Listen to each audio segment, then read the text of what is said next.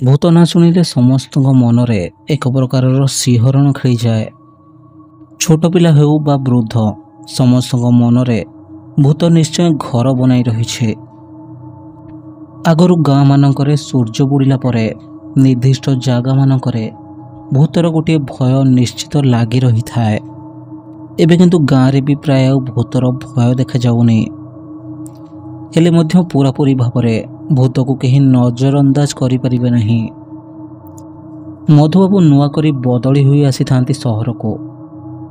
सरकारी चाकरी प्रायतः प्रति 3 वर्षरे थरे बदली हुए। मासे आगुरु तांकर बदली होई सारिथिला, किंतु वर्ष मझिरे छुआंक वार्षिक परीक्षा आगरो बदली हेले बहुत असुविधा हुए। तेणु से निजे मासे हेलानी एठाକୁ आसिलेनी। एते दिन हब से ऑफिस रे ही रहुथिले। भल भड़ा घर टिए खोजुथिले। परिवार पुराणा सहर रे ही रहुथिले। परीक्षा सरी रिजल्ट बाहरी सारिला परे से एठाକୁ शिफ्ट कले।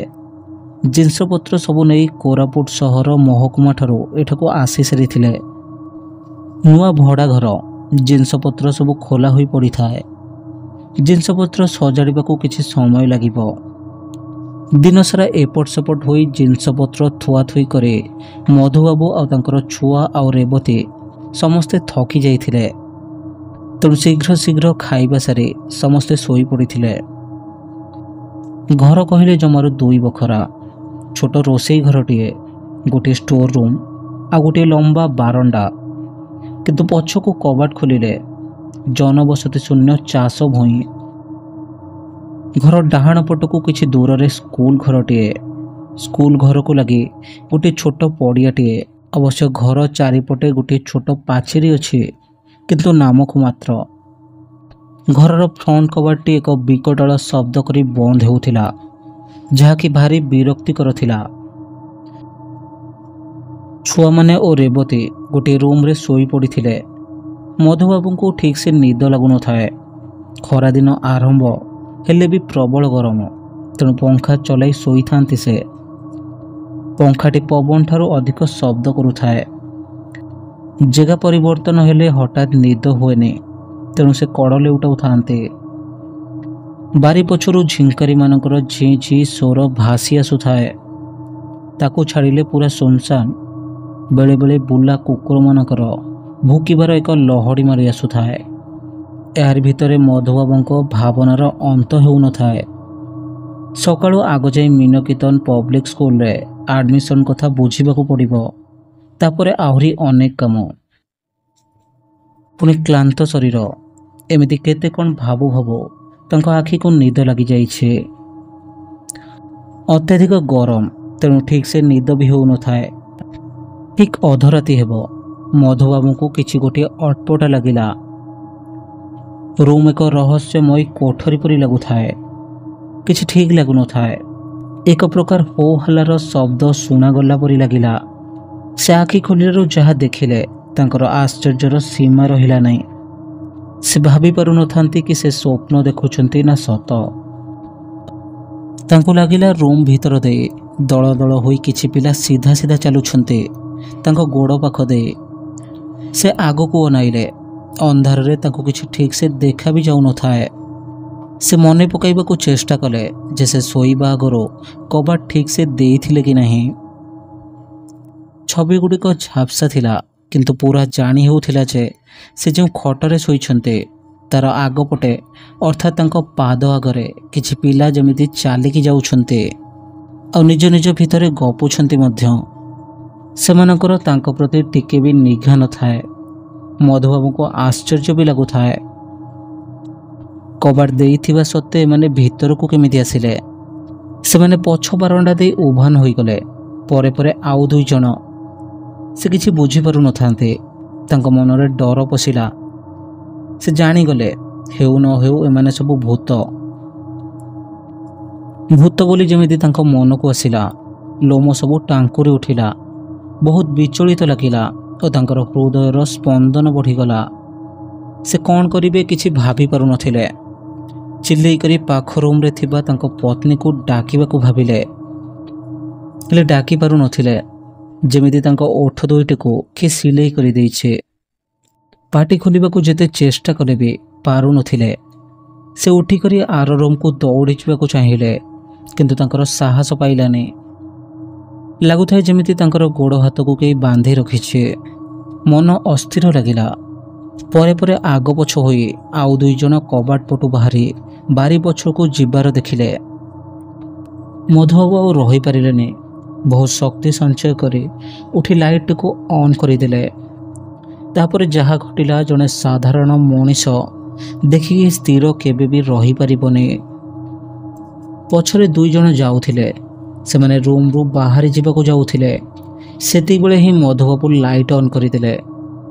ଲାଇଟ୍ ଅନ୍ ହୋଇଯିବା ଯୋଗୁଁ ସବୁଠାରୁ ପଛରେ ଯାଉଥିବା 2ଟି ଭୂତ ହଠାତ୍ ପଛକୁ ଫେରି ମଧୁବାବୁଙ୍କ ସାମ୍ନାରେ ଆସି ଠିଆ ହୋଇଗଲେ। ଲାଇଟ୍ ଅନ୍ ହେବା ଯୋଗୁଁ ସେ ପୁରା ଚିଡ଼ି ଯାଇଥିଲା।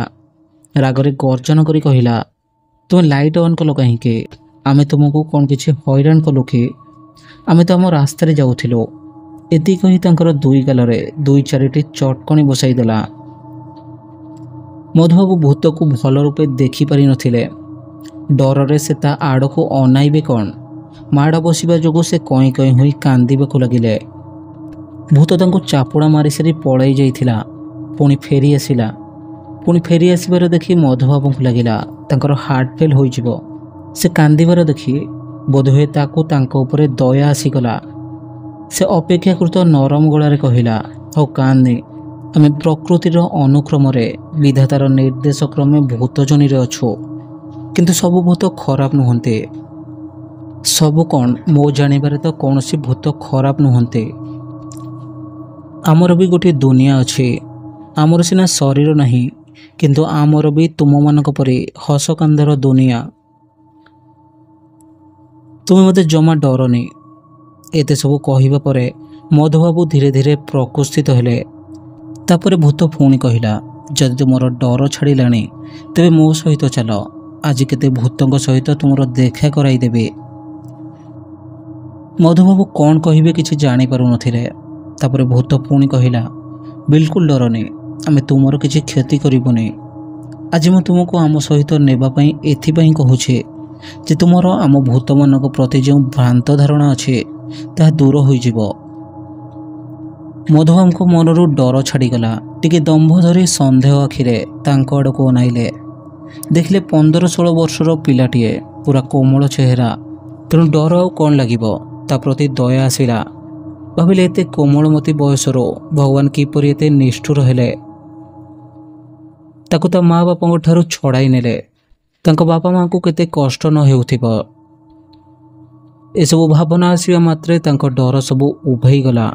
ସେ ତା ସହିତ ଯିବାକୁ ରାଜି ହୋଇଗଲେ, ଏକ ନୂତନ ଅନୁଭୂତି ପାଇବାକୁ। ତାପରେ ବି ସେ ଭୂତ ଆହୁରି କହିଲା, ମୁଁ ଚାହିଁଲେ ତୁମକୁ ସେମିତି ଉଠାଇ ନେଇ ପାରିଥାନ୍ତି, କିନ୍ତୁ ମୁଁ ତୁମ ସହମତିରେ ତୁମକୁ ନେବାକୁ ଚାହୁଁଛି। ହେଲେ ସିନା ତୁମେ ଆମ କଥା ବୁଝିପାରିବ। ପ୍ରକୃତରେ ଆମ ଦୁନିଆରେ ମଣିଷମାନଙ୍କର ଉପସ୍ଥିତି ଗ୍ରହଣୀୟ ନୁହେଁ, କାରଣ ଆମେ ହୋ ହଲ୍ଲା ହଟ୍ଟଗୋଳ ପସନ୍ଦ କରୁନା। ହଉ ଚାଲ ଆଜି ମୋ ସହିତ। ଆଜି ଆମର ଫୁଟବଲ ମ୍ୟାଚ୍ ଅଛି, ଦେଖିବ। ମଧୁବାବୁଙ୍କୁ ଏକଥା ଶୁଣି ଆଶ୍ଚର୍ଯ୍ୟ ଲାଗିଲା, କିନ୍ତୁ ତାଙ୍କ ମନରେ ବି ଆଗ୍ରହ ଆସିଲା। ସେ ସଙ୍ଗେ ସଙ୍ଗେ ଯିବାକୁ ରାଜି ହୋଇଗଲେ। ସେମାନେ ଘର ପଛ ପାଚେରୀ ଡେଇଁ ବିଲ ଭିତର ଦେଇ ଯାଇ ସେ ସ୍କୁଲ ଆଗପଟ ପଡ଼ିଆରେ ପହଞ୍ଚିଲେ। ତାଙ୍କୁ କିନ୍ତୁ ଆଶ୍ଚର୍ଯ୍ୟ ଲାଗୁଥାଏ, ପଛ କବାଟ ନ ଖୋଲି ମଧ୍ୟ ସେମାନେ ଆରାମରେ ଘରୁ ବାହାରିଗଲେ। ପଡ଼ିଆରେ ପହଞ୍ଚି ସେ ଯାହା ଦେଖିଲେ ତାଙ୍କର ଆଶ୍ଚର୍ଯ୍ୟର ସୀମା ରହିଲା ନାହିଁ। ସେଠାରେ ତାଙ୍କ ସାଙ୍ଗରେ ଥିବା ଭୂତ ପରି ଅନେକ ଗୁଡ଼ିଏ ଭୂତ, ଆଉ ସମସ୍ତେ ଫୁଟବଲ ଖେଳରେ ମାତିଥାନ୍ତି। ତାଙ୍କ ଆଡ଼କୁ କାହାର ବି ନିଘା ନଥାଏ। ସାଙ୍ଗରେ ଥିବା ଭୂତ ପୁଣି କହିଲା, ତୁମେ ଏବେ ଆମ ପାଖରେ ଅଛ, କିନ୍ତୁ ଅନ୍ୟ ଭୂତମାନେ ତୁମ ଉପସ୍ଥିତି ବି ଜାଣିପାରୁନାହାନ୍ତି। କାହିଁକି ଜାଣ? ମଧୁବାବୁ କିଛି କହିବା ପୂର୍ବରୁ ପୁଣି ଥରେ ସେ ଉତ୍ତର ଦେଲା, କାରଣ ଆମେ କେବଳ ଆମ ନିଜ ଭିତରେ ରହୁଥିବା ମଣିଷମାନଙ୍କ ମଧ୍ୟରେ ଥିଲେ ବି ଆମେ କାହାକୁ କିଛି ଅନୁଭବ କରିବାର ମୌକା ଦେଉନା। ଆମକୁ ସେମାନେ ଦେଖିପାରନ୍ତି, ହଁ ବେଳେବେଳେ ଆମର ଉପସ୍ଥିତିକୁ ଅନୁଭବ ମଧ୍ୟ କରିପାରନ୍ତି।